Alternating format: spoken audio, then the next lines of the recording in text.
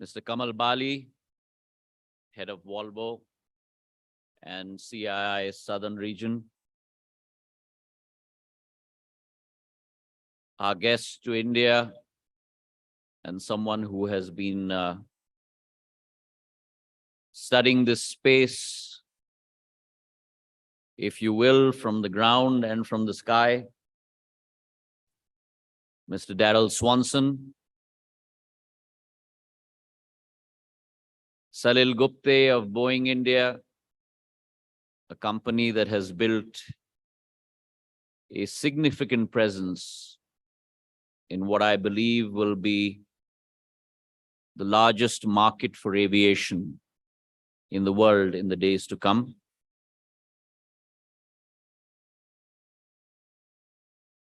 A first mover in many ways, soft and humble in his demeanor, but unparalleled in his resolve. My friend Amit Datta, seated on this dais, the lady who has been commanding this session and has done so for me many times in the past, Amita Sarkarji, and most importantly, ladies and gentlemen present here at this most important conference on air, advanced air mobility in Bangalore. So at the outset, after hearing all of these wonderful expositions on the versatility, the immutable reality of this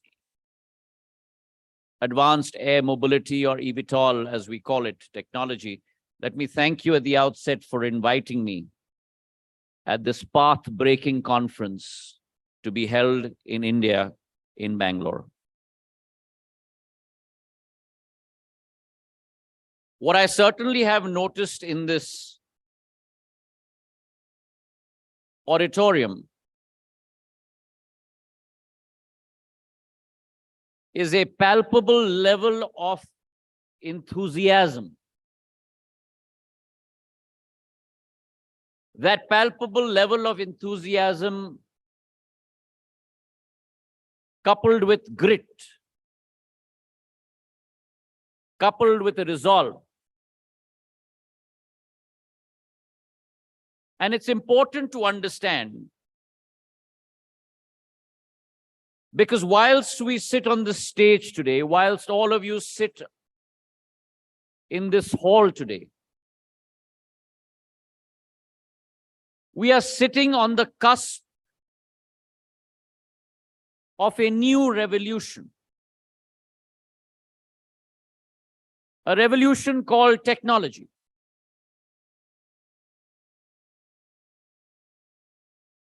And if we go back into the history of mankind, technology has always had a role. But that role has always been that of an enabler to make human lives better. But today it is for the first time in the last 2 decades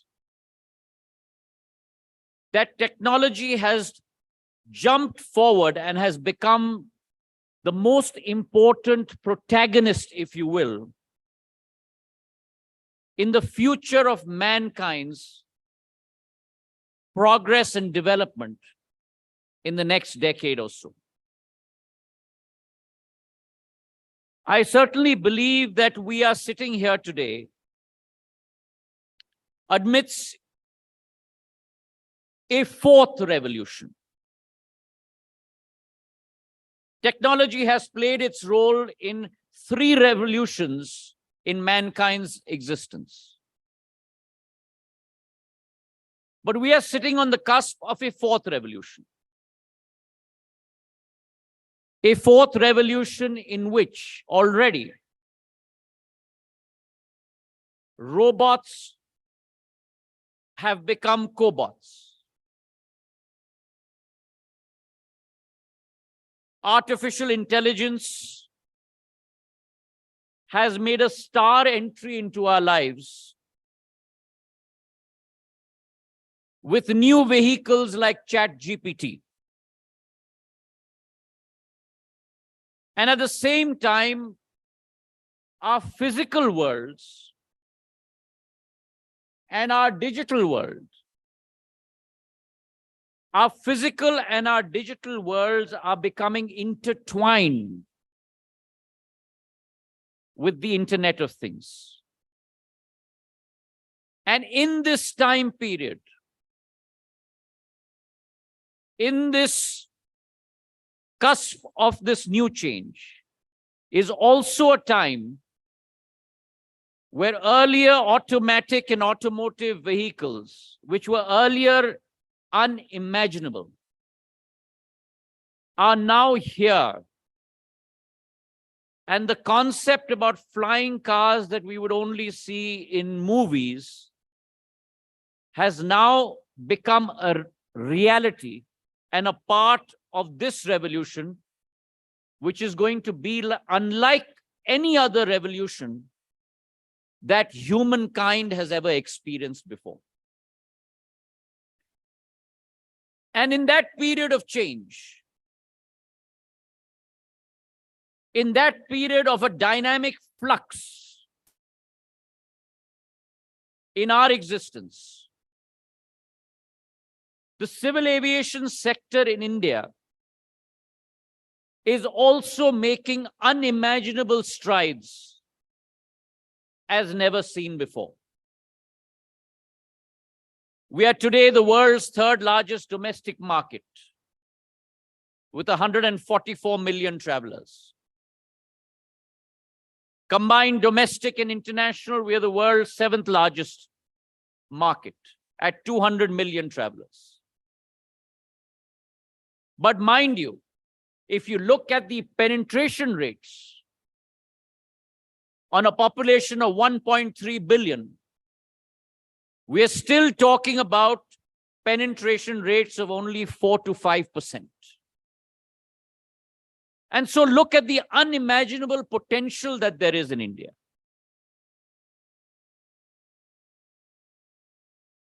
In 65 years of India's existence, we had built 74 airports. In the last 9 years, under the stewardship of Prime Minister Narendra Modi, we have built an additional 74 airports, waterdromes, and heliports, doubling our number from 74 to 148. But let me assure you today that under his leadership, under his command, this is only the beginning of the journey. ये केवल सफर की शुरुआत है. मंजिल अभी काफी दूर है. Our ultimate goal is still far away. In the next 4 to 5 years, we will take this number of 148 to close to 200 to 220 airports, waterdromes, and heliports. We've experienced a V-shaped recovery post-COVID. Pre-COVID, our high was 410,000 travelers per day. We are now coming off the high season. October till January is the high season. We are off the high season. But being off the high season, we have broken that record of pre-COVID in 2019 to attain a new high of 4,55,000 people traveling a day. a 10% increase over pre-COVID high season. October, November 2019. 455,000 people traveling a day, and sequentially every day. It's not a blip. Sequentially every day, we have between 400 to 430,000 people traveling a day. Our airlines are experiencing new highs of seat load factors. 80% pre-COVID, today 90 to 95%. The problem has turned the other way. Earlier, we had aircraft, but no passengers. Today, we have a bevy of passengers, but a shortage of aircraft. And Salil, one of the largest air manufacturers from Boeing, is here on the stage. We need more aircraft, and we need it more quickly because India has an insatiable desire to travel by air today. That revolution has come.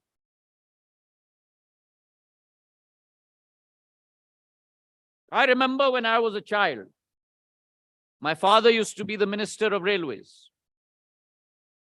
I'm talking about 1984, 1985, 40 years ago. And there used to be many lawmakers that would be coming to meet with him for new railway stations, new stoppages of trains. Because that was the key mode of travel in India. Today, India has become an aspirational country.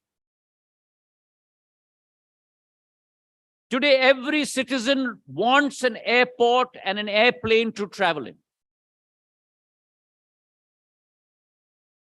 And let me explain you the statistic.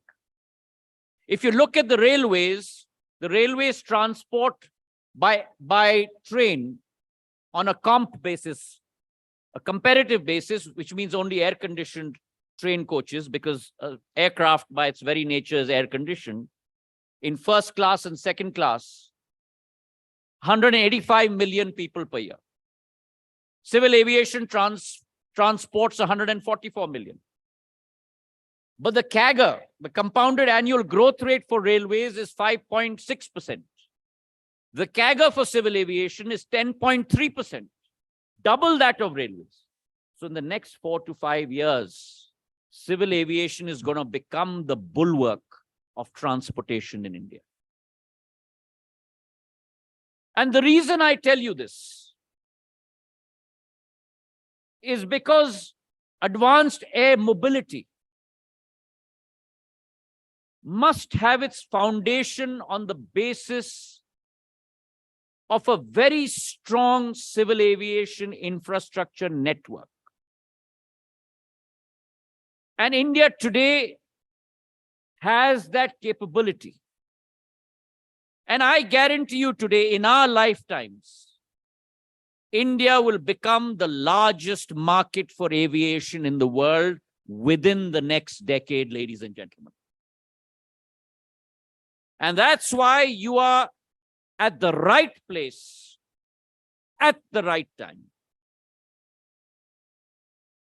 This is a seminal point in world aviation history.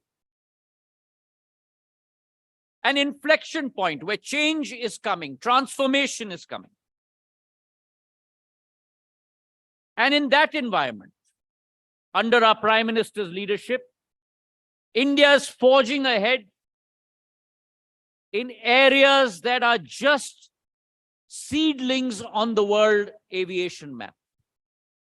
Because of our engineering talent, our engineering capability, our human resource capability, our large market, and advanced air mobility forms a fundamental part of that, I certainly believe. It's an idea whose time has come. Advanced and short-haul air mobility. And I'd like all of you to not call it advanced and short-haul air mobility or advanced air mobility. Call it by its acronym, ASHA, Because ASHA in Hindi means hope. ASHA in Hindi means aspiration. ASHA in Hindi means that which we want to grasp. And if that becomes our mission, our joint mission today, because as I was talking to Kamalji, the environment in India has fundamentally changed. I was listening to Daryl. I was listening to Salil. Under the leadership of the Prime Minister, there's a fundamental change in the way government works. Government in India is no longer a regulator. Our job in government, our job as a minister, is to be that of a facilitator. Our job is to partner with you,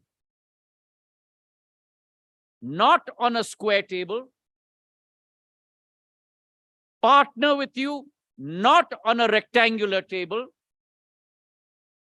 but to partner with you on a round table. And what do I mean by that example? Government must not necessarily head a table.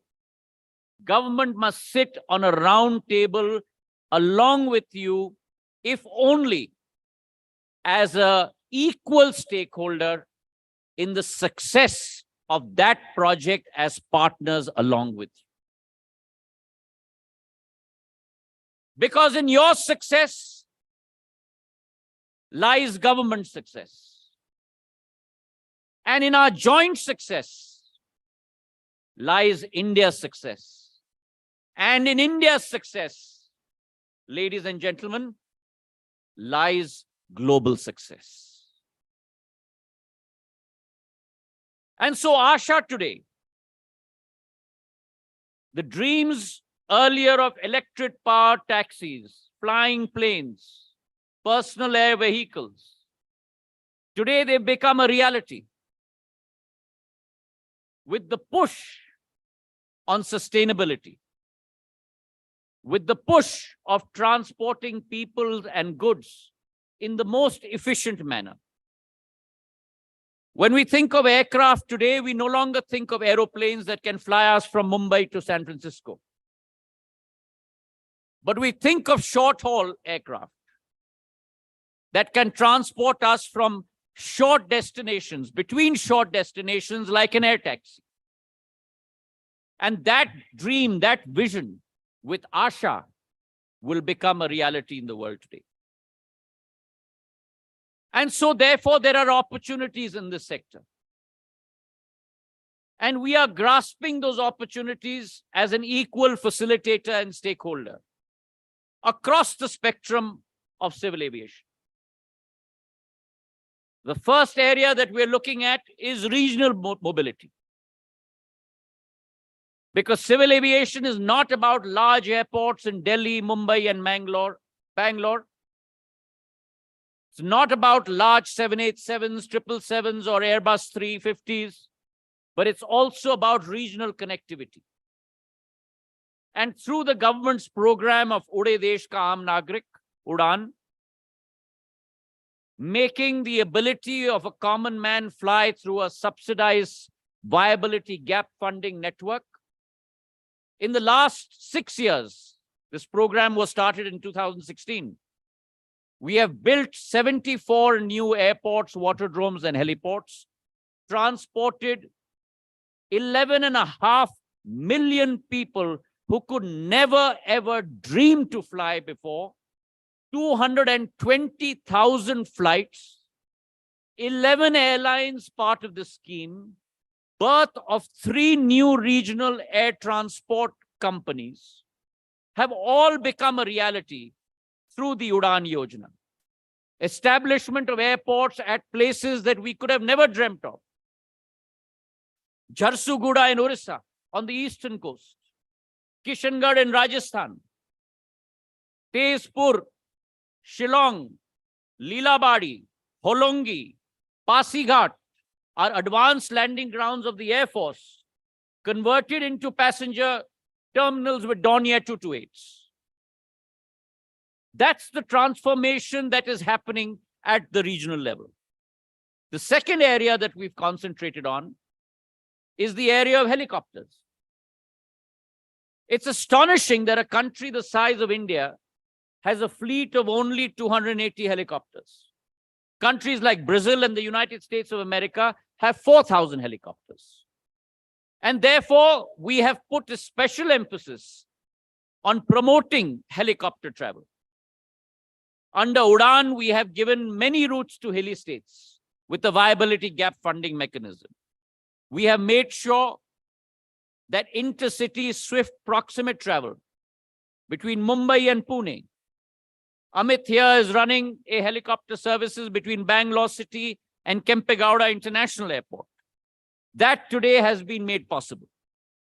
Along with that, we have made sure we've come out with a new helicopter policy that promotes helicopter usage across the length and breadth of India. A Heli Seva portal for navigational permissions so that the red tapeism of paperwork is done away with. A Heli Disha guidance network that we've circulated to 600 collectors in each district in India on what requirements are there for a helipad along with safety measures, fire engine capacities, so that state governments can develop helipads.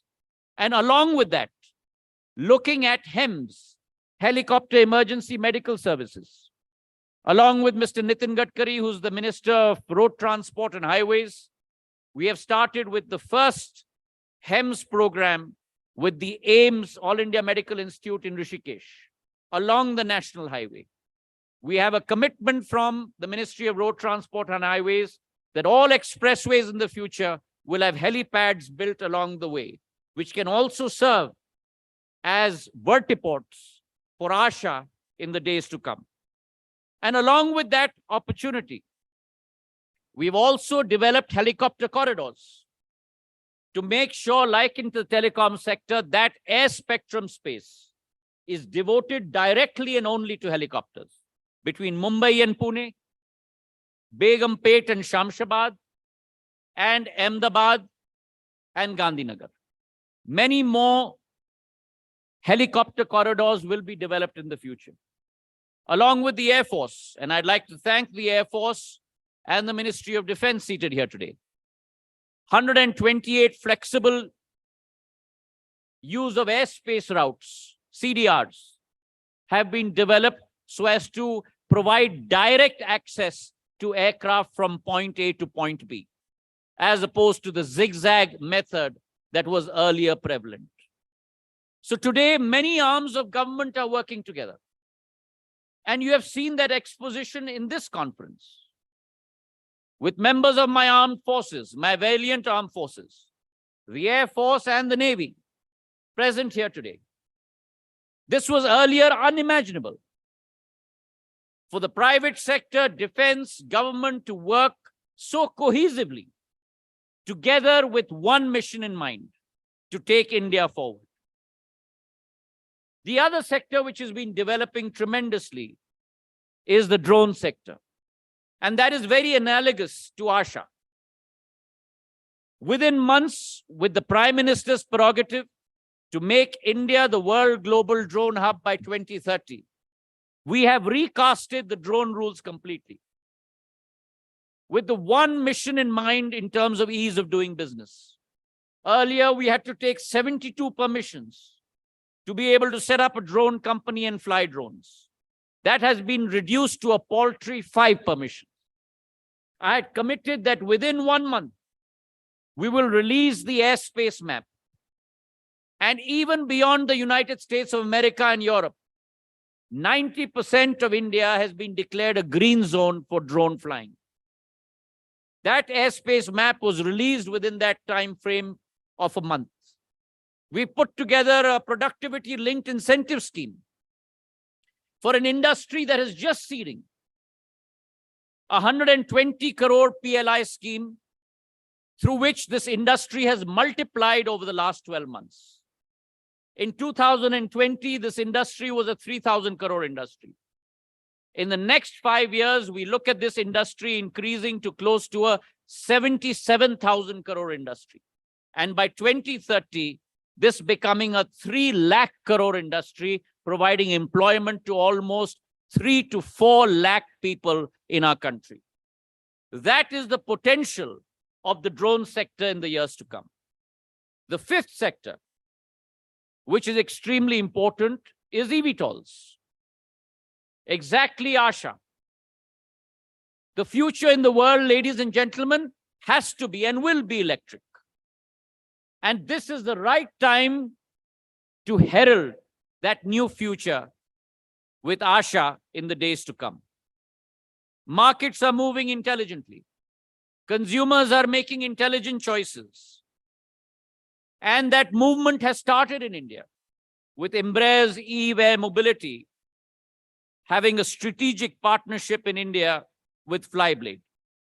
I'd like to encourage all other manufacturers present here across the world, from the US, from Europe, whether it is Jaunt, Archer, Meta, to come to India and set up their facilities. Never before have you seen one of the largest manufacturers of aircraft set up a full facility in India.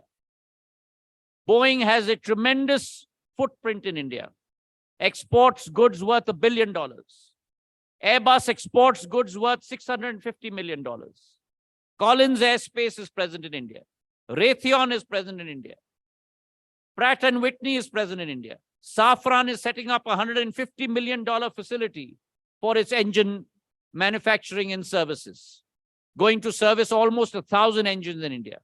And most importantly, Airbus has tied up with the Tata Group to manufacture the C295 aircraft in India for the Indian defense industry. 40 aircraft will be manufactured in India. So India is proving itself today to be a manufacturing base. And therefore, for ASHA to be able to transform that ASHA into reality, I would invite all our manufacturers across the world that supplant your footprint in India in early days. This is a seed that will grow into a very, very strong and tall tree that will service not only India, but the world in the days to come. So therefore, even though we are talking about an industry in its nascency, and I'm sure Daryl will agree with me, that any industry in its infancy follows an S-shaped curve. A very flat growth rate to start with in its nascency and its infancy. Then a very steep growth curve through its growth phase. And then flattening out at the top again as the industry approaches maturity. ASHA today is at its infancy stage. Come and be part of the largest market in the world. Come and be part of India. Come and be part of the world's ASHA. And in that journey of being the world's ASHA, there are many steps that we need to take.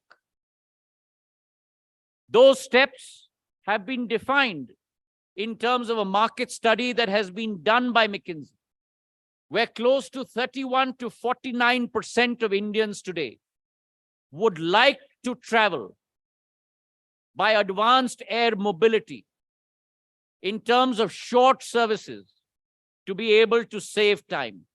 So 31 to 49% of Indians, imagine the market. You're talking about 650 million people.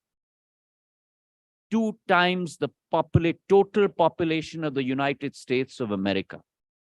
1.3 times the population of combined Europe.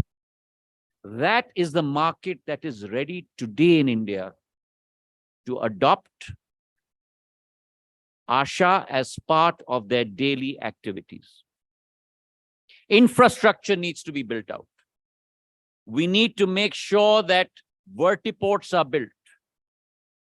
Short landing and takeoff facilities are provided. We can use our existing heliports. We can use our existing regional airports, but we need to be in talks with public policy managing bodies. We need to be in talks with urban city planners in every state to make vertiports a fundamental part of the infrastructure that is set up in each state.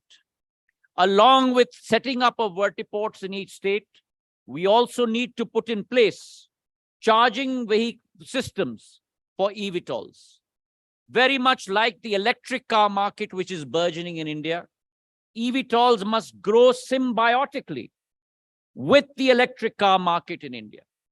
And those charging ports should be dual use for cars as well as for eVTOLs. And that infrastructure needs to be set up. Let me commit on this stage, on the behalf of the Ministry of Civil Aviation, and let me go further and commit on the behalf of Government of India, that we are willing to be equal stakeholders with you, partner in this progress of setting up what will be the seed of a new revolution of transport in the world, starting with India.